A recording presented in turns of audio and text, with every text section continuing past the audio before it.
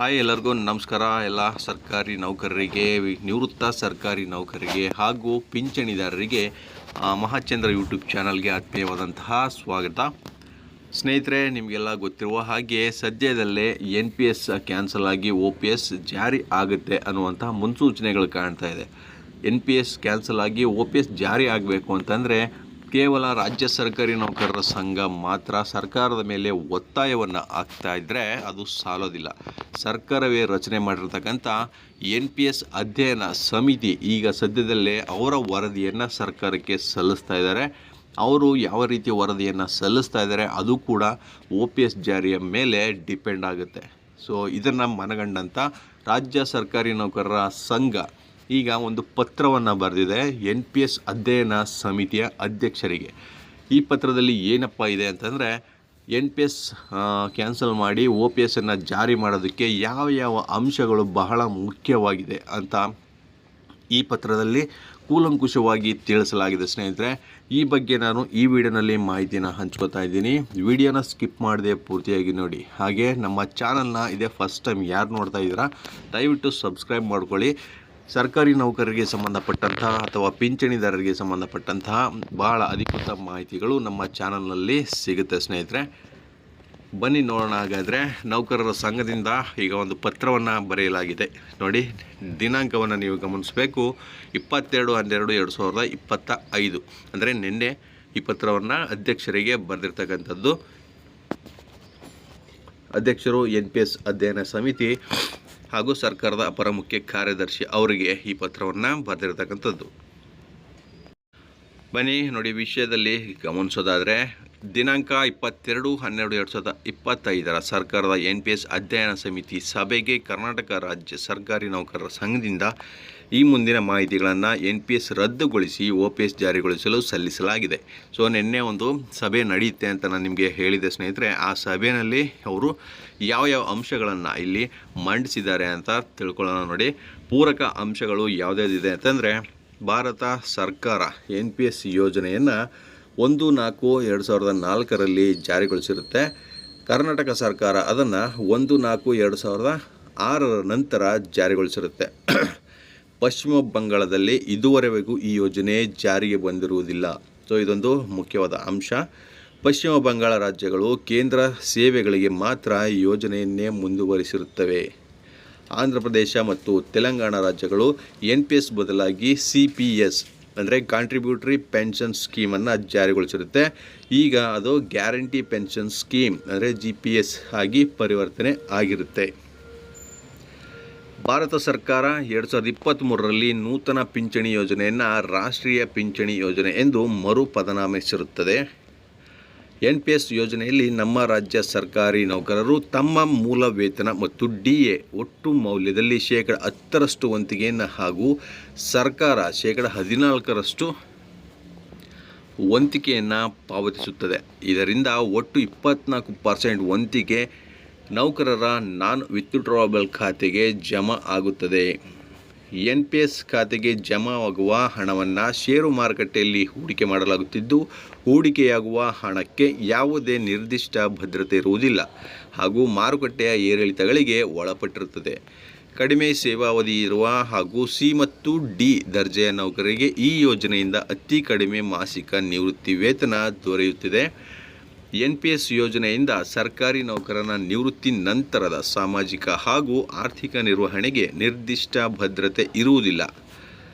NPS ಯೋಜನೆಯಲ್ಲಿ ಸರ್ಕಾರಿ ನೌಕರರಿಗೆ ಯಾವುದೇ ಆರ್ಥಿಕ ಮತ್ತು ಸಾಮಾಜಿಕ ಭದ್ರತೆ ಇಲ್ಲದೆ ಇರುವುದರಿಂದ ದೇಶದಾದ್ಯಂತ ಈ ಯೋಜನೆಯನ್ನು ರದ್ದುಪಡಿಸಿ ಹಳೆ ಪಿಂಚಣಿ ಯೋಜನೆ ಜಾರಿಗೊಳಿಸುವಂತೆ ಹೋರಾಟಗಳು ನಿರಂತರವಾಗಿ ನಡೀತಾ ಇವೆ. ಸೊ NPSನಿಂದ ಯಾವುದೇ ರೀತಿಯ ಲಾಭ ಇಲ್ಲ ಅನ್ನೋ ಕಾರಣಕ್ಕೆ ಇದನ್ನು ಈಗ ಕ್ಯಾನ್ಸಲ್ ಮಾಡ್ತಾ ಇರ್ತಕ್ಕಂಥದ್ದು. ಇವೆಷ್ಟು ಬಹಳ ಮುಖ್ಯವಾದ ಅಂಶಗಳು NPSನ್ನು ರದ್ದುಗೊಳಿಸೋದಕ್ಕೆ ಸ್ನೇಹಿತರೆ. ಹಾಗೆ ಕೆಳಕಂಡ ರಾಜ್ಯಗಳು NPS ರದ್ದುಗೊಳಿಸಿ ಹಳೆ ಪಿಂಚಣಿ ಯೋಜನೆಯನ್ನು ನೌಕರರ ಹೋರಾಟಕ್ಕೆ ಮಣಿದು ಜಾರಿಗೊಳಿಸಿರ್ತವೆ. ನೋಡಿ, NPSನ್ನು ಕ್ಯಾನ್ಸಲ್ ಮಾಡಿ OPSನ್ನು ಜಾರಿ ಮಾಡಿರ್ತಕ್ಕಂಥ ರಾಜ್ಯಗಳ ಪಟ್ಟಿಯನ್ನು ಕೂಡ ಇಲ್ಲಿ ಕೊಡಲಾಗಿದೆ. ರಾಜಸ್ಥಾನ ಮೊದಲನೇದಾಗಿ 23/2/2022 ಅದು ರಾಜ್ಯ ಬಜೆಟ್ನಲ್ಲಿ ಘೋಷಣೆಯನ್ನು ಮಾಡಿ ಅವರು OPSನ ಜಾರಿ ಮಾಡಿರ್ತಕ್ಕಂಥದ್ದು. ಹಾಗೂ ಛತ್ತೀಸ್ಗಢ ಅವರು 1/4/2022ರಲ್ಲಿ ಅವರು ಕೂಡ ಸಚಿವ ಸಂಪುಟ ನಿರ್ಧಾರದ ಮೇರೆಗೆ OPSನ ಜಾರಿ ಮಾಡಿದ್ದಾರೆ. ಹಾಗೆ ಹಿಮಾಚಲ ಪ್ರದೇಶ ಅವರು 1/4/2023ರಲ್ಲಿ ಅವರು ಕೂಡ ಸಚಿವ ಸಂಪುಟ ಸಭೆಯಲ್ಲಿ ಒಪ್ಪಿಗೆಯನ್ನು ತೆಗೆದುಕೊಂಡು OPSನ ಜಾರಿ ಮಾಡಿರ್ತಕ್ಕಂಥದ್ದು. ನೆಕ್ಸ್ಟು ಪಂಜಾಬ್ ಬಂದರೆ ಅವರು 1/11/2022ರಲ್ಲಿ ಅವರು ಸಚಿವ ಸಂಪುಟ ನಿರ್ಧಾರದ ಮೇರೆಗೆ OPSನ ಜಾರಿ ಮಾಡಿದ್ದಾರೆ. ತೆಲಂಗಾಣ 2025ರಿಂದ ಅಂದರೆ ಇದೇ ವರ್ಷದಿಂದ GPS ಯೋಜನೆಯನ್ನು ಜಾರಿಗೊಳಿಸಿರುತ್ತೆ. ಸೊ ಅವರು OPSನ್ನು ಅಡಾಪ್ಟ್ ಮಾಡ್ಕೊಂಡೇ ಇರಲಿಲ್ಲ. ಅವರು ಈಗ GPS ಆಗಿ ಅದನ್ನು ಬದಲಾಯಿಸ್ಕೊಂಡು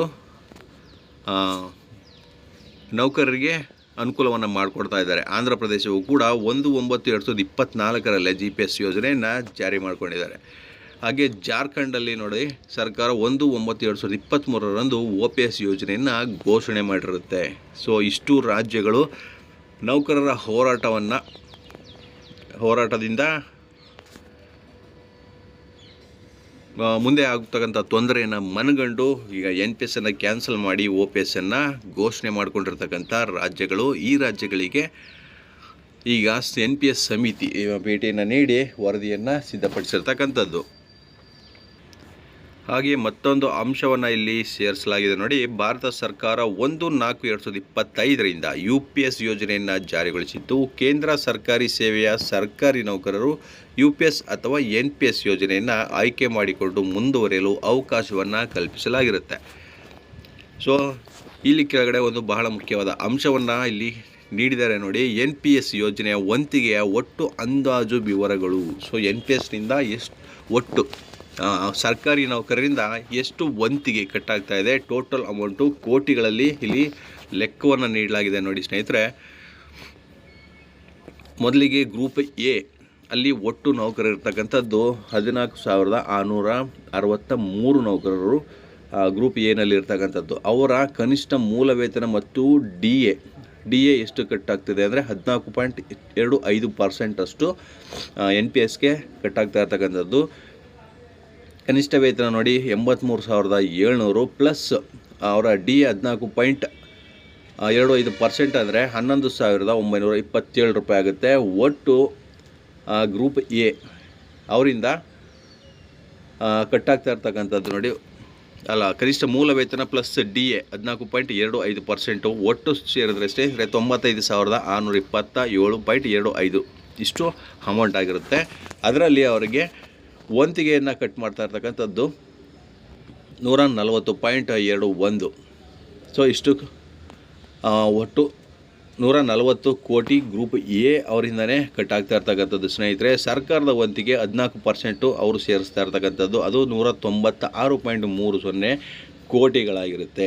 ಅದು ಬರೀ ಗ್ರೂಪ್ ಎ ನೌಕರರಿಗೆ ಸ್ನೇಹಿತರೆ. ಹಾಗೆ ಗ್ರೂಪ್ ಬಿ ನೌಕರರಿಗೆ ಟೋಟಲ್ಲು 19,458 ನೌಕರರು ಇರ್ತಕ್ಕಂಥದ್ದು. ಅವರಿಗೆ 69,250 ಪ್ಲಸ್ 9,868. ಸೊ ಇದು ಕನಿಷ್ಠ ಮೂಲ ವೇತನ ಮತ್ತು ಅವರ DA ಆಗಿರುತ್ತೆ. ಒಟ್ಟು 79,118 ಅವರ ಎಲ್ಲ ವೇತನ ಆಗಿರ್ತಕ್ಕಂಥದ್ದು. ಅದರಲ್ಲಿ ಅವರ ವಂತಿಗೆ ಕಟ್ಟಾಯ್ತಾ ಇರ್ತಕ್ಕಂಥದ್ದು 153.94 ಕೋಟಿಗಳು.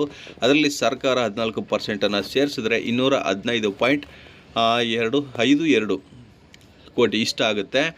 ಹಾಗೆ ಗ್ರೂಪ್ ಸಿ ನಲ್ಲಿ ಅಧಿಕ ನೌಕರರು ಇರ್ತಕ್ಕಂಥದ್ದು 2,37,108 ನೌಕರರು ಇರ್ತಕ್ಕಂಥದ್ದು. ಅವರದ್ದು ಒಟ್ಟು ಕನಿಷ್ಠ ಮೂಲ ವೇತನ ಸ್ನೇಹಿತರೆ 44,425 ರೂಗಳು ಹಾಗೂ 6,330 ರು, ಒಟ್ಟು 50,755 ಅವರ ಮೂಲ ವೇತನ ಆಗಿರುತ್ತೆ.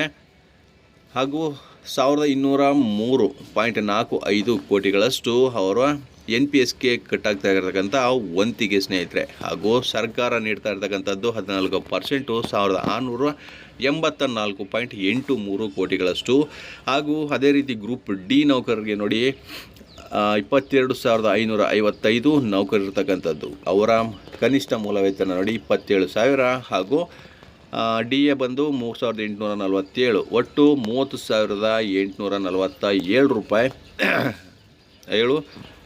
ಸಾವಿರ ಕೋಟಿಗಳು ಅವ್ರಿಗೆ ವೇತನ ನೀಡ್ತಾ ಇರ್ತಕ್ಕಂಥದ್ದು. ಅದರಲ್ಲಿ ಕಟ್ಟಾಗ್ತಾ ಇರ್ತಕ್ಕಂಥ ವಂತಿಗೆ ನೋಡಿ 69.57 ಕೋಟಿ ಹಾಗೂ ಸರ್ಕಾರ ನೀಡ್ತಕ್ಕಂಥ 97.40 ಕೋಟಿಗಳು. ಒಟ್ಟು ಸ್ನೇಹಿತರೆ NPSನಲ್ಲಿ ಸರ್ಕಾರಿ ನೌಕರರಿಂದ ಕಟ್ಟಾಗ್ತಾ ಇರ್ತಕ್ಕಂಥ ವಂತಿಗೆ 1567 ಕೋಟಿಗಳು ಆಗಿರುತ್ತೆ ಎಲ್ಲ ನೌಕರರಿಂದ. ಹಾಗೂ ಸರ್ಕಾರ ನೀಡ್ತಾ ಇರ್ತಕ್ಕಂಥ 14% ವಂತಿಗೆಯಲ್ಲಿ 2194.08 ಕೋಟಿಗಳಷ್ಟು ಈಗ ಇರ್ತಕ್ಕಂಥದ್ದು, ಹಾಲಿ ಇರ್ತಕ್ಕಂಥದ್ದು. ಅದರ ನೋಡಿ ವಾರ್ಷಿಕ ವೆಚ್ಚ ಅಂದಾಜು ಮೂಲ ವೇತನಕ್ಕೆ 2194 ಕೋಟಿ ಆಗಿರುತ್ತೆ. ಹಾಲಿ ಸರ್ಕಾರದಿಂದ ಪಾವತಿಯಾಗುತ್ತಿರುವ ಮೊತ್ತ 3000 ಕೋಟಿ ಆಗಿರುತ್ತೆ ಸ್ನೇಹಿತರೆ. ಸೊ NPSನಿಂದ ಇಷ್ಟು ಅಮೌಂಟು ಪಾವತಿ ಆಗ್ತಾ ಇರ್ತಕ್ಕಂಥದ್ದು. ಸೊ ಇದರ ಜೊತೆಗೆ ನೋಡಿ, ರಾಜ್ಯದಲ್ಲಿ ಖಾಲಿ ಇರುವ ಹುದ್ದೆಗಳಿಂದ ಪ್ರಸ್ತುತ ಸರ್ಕಾರಕ್ಕೆ ಉಳಿತಾಯ ಆಗುತ್ತಿರುವ NPS ವಂತಿಗೆ ಮೊತ್ತ ಇದು ಕೂಡ ಕೋಟಿ ರೂಗಳಲ್ಲೇ ಮೆನ್ಷನ್ ಮಾಡಲಾಗಿದೆ.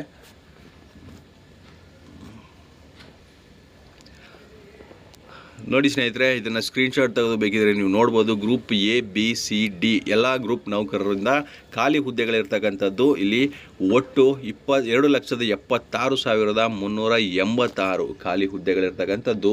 ಅವರ ಮೂಲ ವೇತನ ಪ್ಲಸ್ ತುಟ್ಟಿ ಭತ್ಯೆ 13,676 ಕೋಟಿಗಳು ಈಗ ಖಾಲಿ ಹುದ್ದೆಗಳಿಂದ ಸರ್ಕಾರಕ್ಕೆ ಉಳಿತಾಯ ಆಗ್ತಾ ಇರ್ತಕ್ಕಂಥದ್ದು. ಹಾಗೂ ಸರ್ಕಾರದ ವಂತಿಗೆ 14% ಕಟಾವಣೆ ಮಾಡ್ತಾ ಇದ್ರಲ್ಲ, ಅದು ಕೂಡ 1968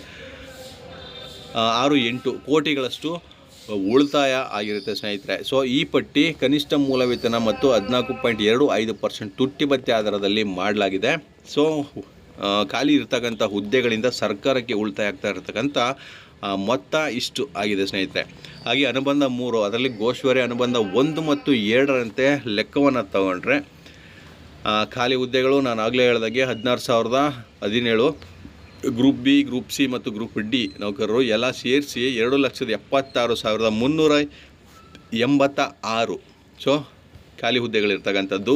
ಹುದ್ದೆಗಳಿಂದ ಉಳಿತಾಯ ಆಗ್ತಾ ಇರ್ತಕ್ಕಂಥ ಮೊತ್ತ 1914.68 ಕೋಟಿಗಳು. ಹಾಗೆ ಕಾರ್ಯನಿರತ NPS ನೌಕರರ ಸಂಖ್ಯೆ ಈಗ ಇರ್ತಕ್ಕಂಥದ್ದು ಹಾಲಿ 2,93,784 ಮಂದಿ. ಸೊ ಹೀಗಾಗಿ ಕಾರ್ಯನಿರತ NPS ನೌಕರರ ಸರ್ಕಾರದ ವಂತಿಗೆ 14% ಕಟಾವಣೆ 3,000 ಕೋಟಿಗಳು. ನಾನು ಆವಾಗಲೇ ಹೇಳ್ದಂಗೆ ಇಷ್ಟನ್ನು ಕಟಾವು ಮಾಡ್ತಾ ಇರ್ತಕ್ಕಂಥದ್ದು ಸರ್ಕಾರದಿಂದ ನೀಡ್ತಾ ಇರ್ತಕ್ಕಂಥದ್ದು 3,000 ಕೋಟಿ. ಈ ಎಲ್ಲ ಅಂಕಿಅಂಶಗಳನ್ನು ಗಮನಿಸಿ ಸ್ನೇಹಿತರೆ, ಪ್ರಸ್ತುತ ಸರ್ಕಾರಕ್ಕೆ ಉಳಿತಾಯ ಆಗ್ತಾ ಇರ್ತಕ್ಕಂಥ ಮೊತ್ತದ ವಿವರವನ್ನು ಇಲ್ಲಿ ನೋಡೋದಾದರೆ, ಹಾಲಿ ಇರುವ ಖಾಲಿ ಹುದ್ದೆಗಳ ಕಾರಣದಿಂದ NPS ವಂತಿಗೆ ಉಳಿತಾಯದ ಮೊತ್ತ 1914.68 ಕೋಟಿಗಳು. ಹಾಗೂ ಹಾಲಿ ಸರ್ಕಾರ ಪ್ರತಿ ವರ್ಷ ಪಾವತಿ ಮಾಡುತ್ತಿರುವ NPS ವಂತಿಗೆ ಮೊತ್ತ ಇದು 2025ನೇ ವರ್ಷದ ಅಂದಾಜಿನಂತೆ ಸ್ನೇಹಿತರೆ 3,000 ಕೋಟಿ. 2010ರಿಂದ ಇಲ್ಲಿವರೆಗೆ 2024ರವರೆಗೆ NPS ವಂತಿಗೆ 25,000 ಕೋಟಿಗಳಷ್ಟು ಆಗಿರುತ್ತೆ ಸ್ನೇಹಿತರೆ. ಸೊ ಇದೆಲ್ಲ ಸರ್ಕಾರಿ ನೌಕರರ ದುಡ್ಡುಗಳಾಗಿದೆ.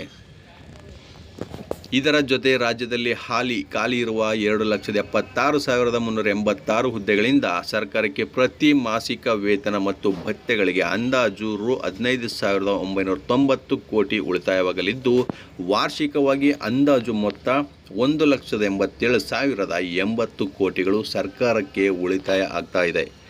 ಸಂಘದ ಹೋರಾಟದ ಮೇರೆಗೆ ಕರ್ನಾಟಕ ರಾಜ್ಯದಲ್ಲಿ ಹಳೆಯ ಪಿಂಚಣಿ ಯೋಜನೆಯನ್ನು ಮರುಸ್ಥಾಪಿಸುವ ಸಂಬಂಧ ದಿನಾಂಕ 11/12/2018, 1/3/2023 ಹಾಗೂ 16/8/2024ರಂದು ಸರ್ಕಾರ ವಿವಿಧ ಹಂತದಲ್ಲಿ ಸಮಿತಿಗಳನ್ನು ರಚಿಸಿ ಸರ್ಕಾರಕ್ಕೆ ವರದಿ ನೀಡಲು ನೇಮಿಸಲಾಗಿರುತ್ತದೆ.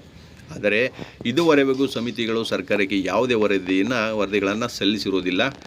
ಪ್ರಸ್ತುತ ಕಾರ್ಯನಿರ್ವಹಿಸುತ್ತಿರುವ NPS ನೌಕರರು ಗರಿಷ್ಠ 15ರಿಂದ 20 ವರ್ಷಗಳಲ್ಲಿ ಗರಿಷ್ಠ ಪ್ರಮಾಣದಲ್ಲಿ ವಯೋನಿವೃತ್ತಿ ಹೊಂದಲಿದ್ದಾರೆ. ಈ ಬಗ್ಗೆ ಭಾರತ ಸರ್ವೋಚ್ಚ ನ್ಯಾಯಾಲಯವು ನೀಡಿರುವ ತೀರ್ಪಿನಲ್ಲಿ ಪಿಂಚಣಿ ಎಂಬುದು ಮಾಲೀಕನ ಮರ್ಜಿಯಾಗಲಿ, ದಯಾಭಿಕ್ಷೆ ಅಥವಾ ದಾನವಾಗಲಿ ಅಲ್ಲ, ಬದಲಿಗೆ ಅದು ನೌಕರರು ತಮ್ಮ ತಾರುಣ್ಯದಲ್ಲಿ ನಿರಂತರವಾಗಿ ಸಲ್ಲಿಸಿದ ಸೇವೆಗೆ ತಾವೇ ಗಳಿಸಿದ ವೇತನವಾಗಿದೆ. ನಿವೃತ್ತ ನೌಕರರು ನೆಮ್ಮದಿ, ಸ್ವಾವಲಂಬನೆ ಮತ್ತು ಆತ್ಮಗೌರವದಿಂದ ಬಾಳಲು ನಿವೃತ್ತಿ ಪೂರ್ವ ಜೀವನದ ಮಟ್ಟದಲ್ಲಿ ಬದುಕು ಸಾಧ್ಯವಾಗುವಂತೆ ಪಿಂಚಣಿ ವೇತನ ಇರಬೇಕು ಎಂದು ಹೇಳಿದೆ.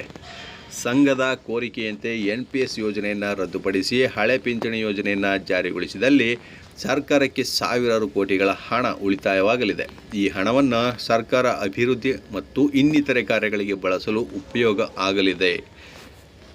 ಸೊ ಇಷ್ಟು ಬಹಳ ಮುಖ್ಯವಾದಂಥ ಅಂಶಗಳನ್ನು ಸರ್ಕಾರಿ ನೌಕರರ ಸಂಘದಿಂದ ಈಗ NPS ಸಮಿತಿಯ ಅಧ್ಯಕ್ಷರಿಗೆ ನೀಡಿದ್ದಾರೆ. ಸ್ನೇಹಿತರೆ, ನಿನ್ನೆ ನಡೆದಿರ್ತಕ್ಕಂಥ ಸಭೆಯಲ್ಲಿ ಏನೇನು ಚರ್ಚೆ ಆಗಿತ್ತು ಅದರ ಅಪ್ಡೇಟ್ ಇನ್ನು ಬಂದಿಲ್ಲ ಸ್ನೇಹಿತರೆ. ಇವತ್ತು ಬರುತ್ತೆ, ನಾನು ಇಮ್ಮಿಡಿಯೇಟಾಗಿ ನಿಮಗೆ ತಿಳಿಸ್ಕೊಡ್ತೀನಿ ಅದು ಅಪ್ಡೇಟ್ ಏನಾಗಿದೆ ಅಂತ.